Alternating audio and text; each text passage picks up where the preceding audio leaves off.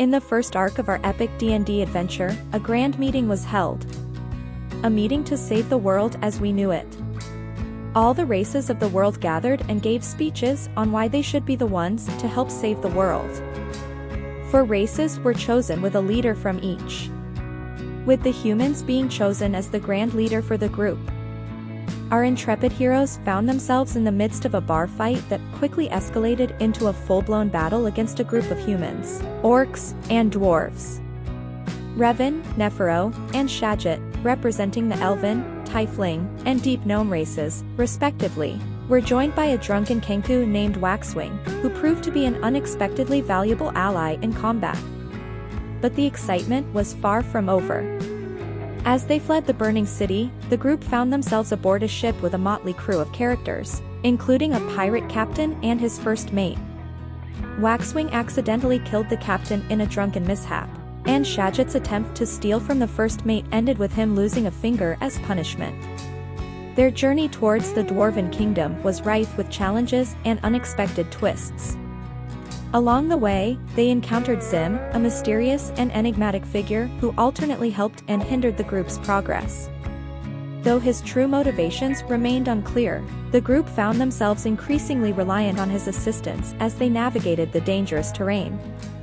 Their journey included a variety of memorable encounters, from saving a village of children from hags to hunting down a werewolf in the woods. Along the way, Waxwing proved himself to be a surprisingly capable combatant, while Shagit's bad luck, odd choices, sneak attacks, Revan's cunning and strength, and Nepharo's range and doggo made them invaluable allies. Finally arriving at the Dwarven Kingdom, the group found themselves in the midst of a tense political situation. The king of the dwarves was at odds with his own people, and tensions were high as the group tried to navigate the complex dynamics of the court. When Zim finally revealed his true intentions and destroyed the kingdom, the group was left reeling and forced to fight for their very survival. Despite the many challenges they faced, our heroes emerged from the first arc of their adventure stronger, wiser, and more determined than ever before. What new trials await them in the next chapter of their journey? Only time will tell. As the dust settled on the ruins of the Dwarven Kingdom, our heroes knew that they had emerged from their first great adventure irrevocably changed. But they also knew that their journey was far from over. Now, as they look towards the horizon, they must make choices that will change everything. Some will stay. Some will leave. Some will bury themselves in work, while others look to become stronger. And some new faces make themselves known.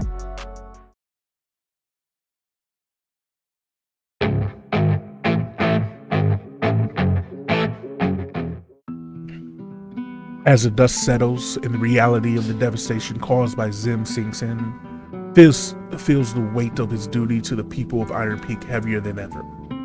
The once thriving kingdom now lies in ruins, and the survivors are left to pick up the pieces of their shattered lives.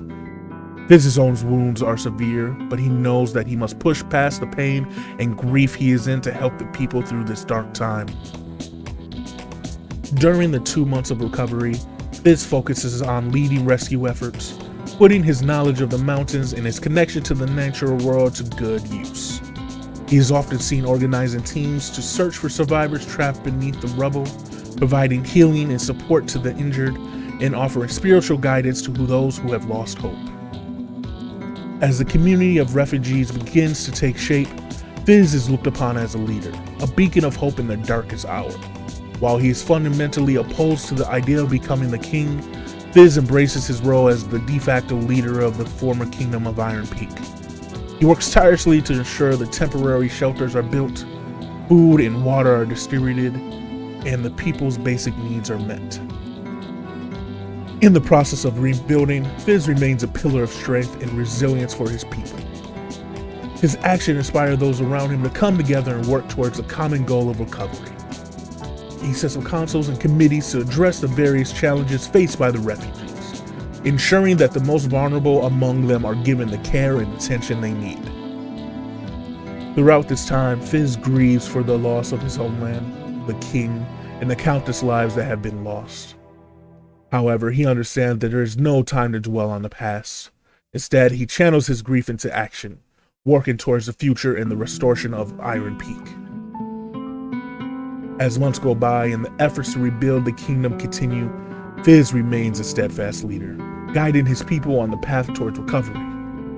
He knows that the road ahead is long and fraught with challenges, but he is determined to see his people through this tragedy and help them rise stronger than before. As Fizz leads the efforts to rebuild Iron Peak and helps his people recover from the devastation, the events left lasting impressions on him. Because of the events, the betrayal of the Enlightened and the assassination of the king, they have left Fizz struggling to trust new people and organizations that he encounters. As he works tirelessly to organize the rescue and rebuilding efforts, Fizz finds himself reluctant to delegate tasks to those around him, even if they are capable and eager to help. His skepticism and caution can create friction or misunderstandings among the community, as some dwarves perceive his lack of trust as a sign that he doesn't believe in their ability to contribute to the rebuilding efforts. Fizz feels the weight of his people's survival on his shoulders, and as a de facto leader for Iron Peak, he becomes consumed by his responsibilities. The obsession drives him to work long hours, barely taking time to eat or rest. His single-minded focus on the task at hand leaves little room for personal connections, and his relationships with his allies and the people around him begin to strain. Some members of the community worry about Fizz's well-being, but he insists that there is no time to rest while there's still so much work to be done.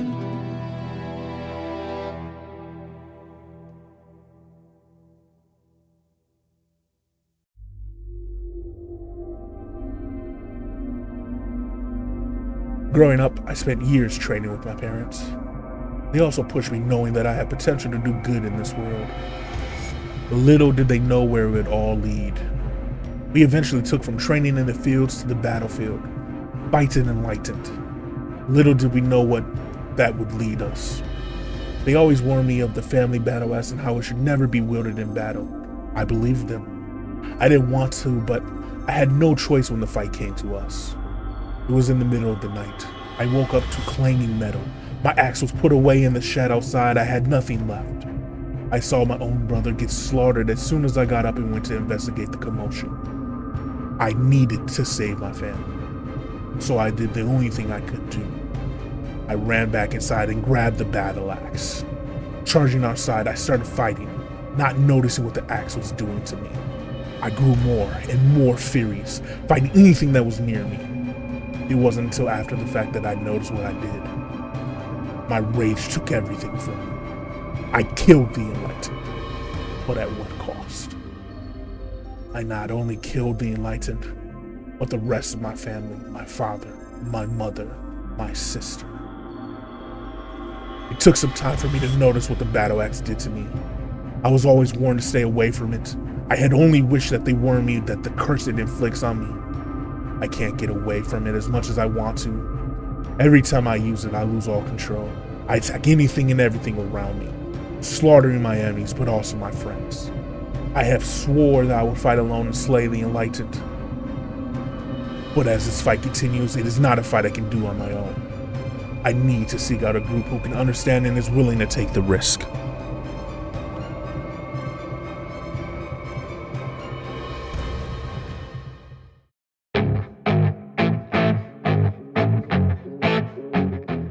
Rog had grown up in the shadow of his father, the infamous Arkham the Cruel. As the leader of the powerful dragon cult, Arkham was feared and respected by all those who knew him, and Rog had always hoped to follow in his father's footsteps. But as Rog grew older, he began to realize that his father's thirst for power was not always matched by his sense of honor.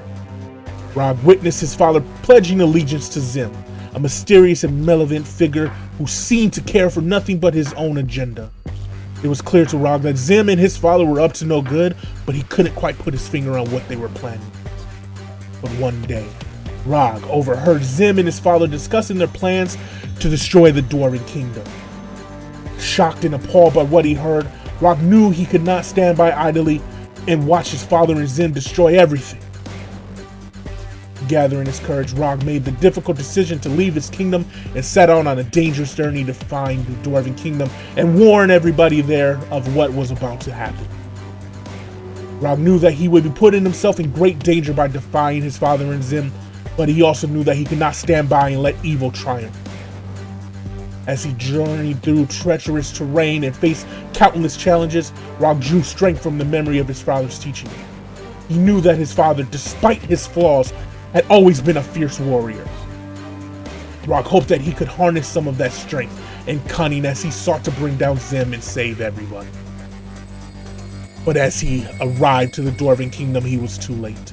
It was all fire. But he knew that the battle wasn't over. He knew that he must find others to stop Zim. But where to start?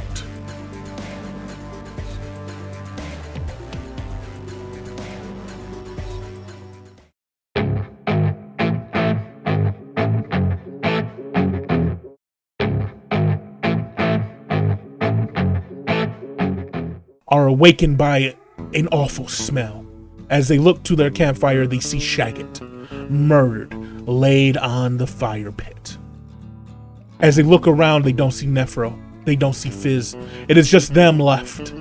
They bow their head in honor of Shagit and leave the encampment, searching for their next mission, searching for what they should do. And that's where our journey begins. Welcome to Arc 2.